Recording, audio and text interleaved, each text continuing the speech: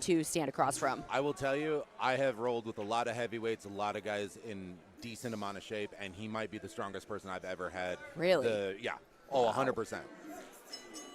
Well, this is a match at 250, so I would expect some big muscle coming in. Breylor said jokingly he was going to try to stand up with him, and we see that he made good on that joke by immediately sitting guard.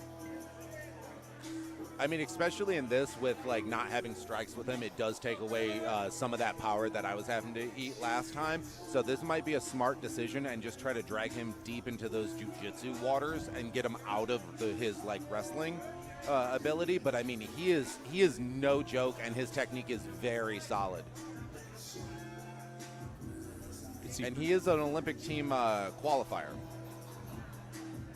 Wow. Yeah. Elite level wrestling is another kind of storm. What's interesting, too, is, for such an elite level wrestler, he does a great job at not overextending his shoulders, his legs. We see Breylor has gone in for a shoulder lock. He's also trying to enter Denzel's left leg. And both times, whether the shoulder or the leg, Denzel is able to kind of reset the position. I think that's probably the most common situation. We see wrestlers, high-level wrestlers, come in and get a little bit overzealous in their top position pressure, and they leave those things extended. So as I say that, Breylor was able to find the space, but Denzel really brilliantly trying to find the angle to either kick out or turn back and face him. Wow, that's making me cringe, that knee. Yeah, it doesn't feel good. That's a little good. rough. And Breylor's going to try to get that backside heel hook, and he might be able to get in on that. And wow. The knee line's cleared. Boy, that hurt. I agree. It was really self-inflicted, though, right? I mean, Denzel, Yes. rotated back. He didn't even Yes. care. I mean, Yeah. he just rotated. He was fine with the whole thing. When you see one of your students do that, and you're like, no, what are you doing? Don't do that. Breylor's got a tight body triangle. So here's the thing with Breylor. In a division like this, 250 pounds, you got these big, strong guys. Breylor is taller than most people he fights, Yes. right? So when he gets to the back and he ends up in this body triangle position, not everybody in this weight class can lock body triangles, right? Because we're going up against people so large. But Breylor always can. His legs are super, super long. So this is a very troublesome position for Denzel.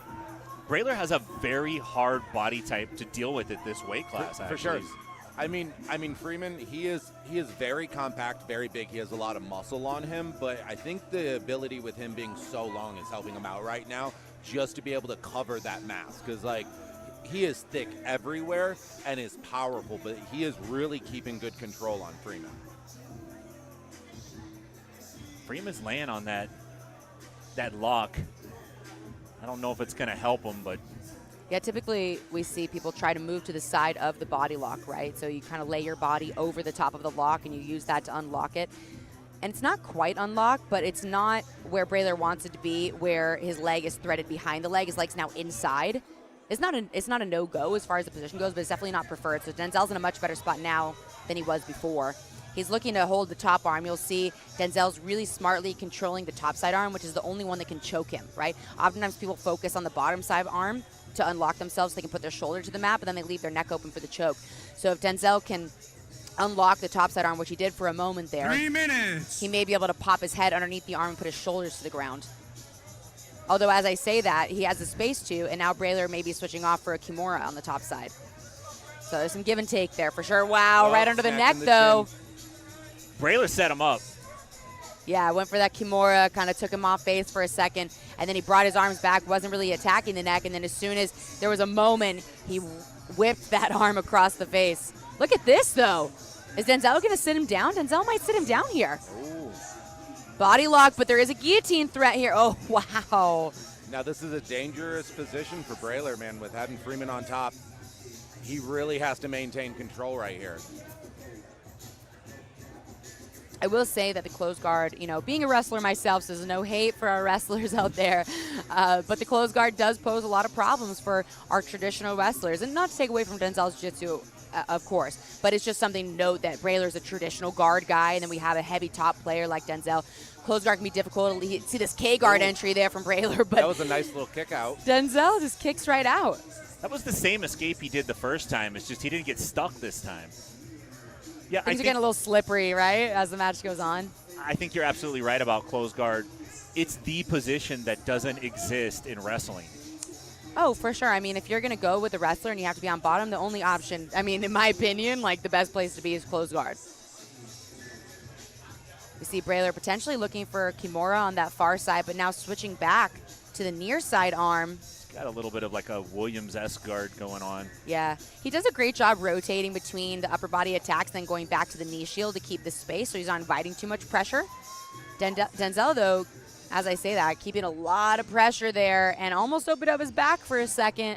Yeah, it looked like the angle was open and I'm sorry, not Breylor. 1 minute. Yeah, Breylor almost took advantage of it, and he's getting back underneath the leg. Breylor's got a diversity of attacks going on, too. For sure. See that speed from Denzel. His athleticism is really showing up here at the end of this match. I feel like Breylor's almost thinking to attack his legs so much because that's the easiest part of the body to control like that. Yeah, again, does a great job moving between. Oh, wow. Almost saw a topside Kimura attempt there from Denzel. 30 seconds. But I was going to say Breylor does a great job moving between knee shield, leg attacks, and Kimura attacks, so all areas of the body. But Denzel's face is like. Did he take a pause? He did take a pause right there. Sometimes you got to get your breath in. Short time, though. They got about 15 seconds left of this match. 10 seconds. And Breylor's still going for it. Very hard to say the likelihood of either of these guys taking the win here because it will go to decision. And there weren't any super deep submission attempts, but I would say a couple things that stick out to me. There was a guillotine attempt by Breylor, and then there were a couple leg locks attempts. So even though both of them kind of exchanged control moments of the match and dictating moments of the match, I don't know if we saw any submissions from Denzel. Did we? Am I missing one? I don't Ladies think and so. gentlemen, Kind after of a going the Kimura, distance, but- let's give these two warriors one more round of applause. I think you're spot on. I think Your winner by judges' decision, Breylor Grout. Let's hear it one more time for Denzel Freeman. Breylor definitely did the majority of the work that needed to be done to get the win. For sure, for sure. I mean, and that's one of the things, too, is like if you do not finish with a submission, it's who's putting in the most amount of work, who's getting the most attempts.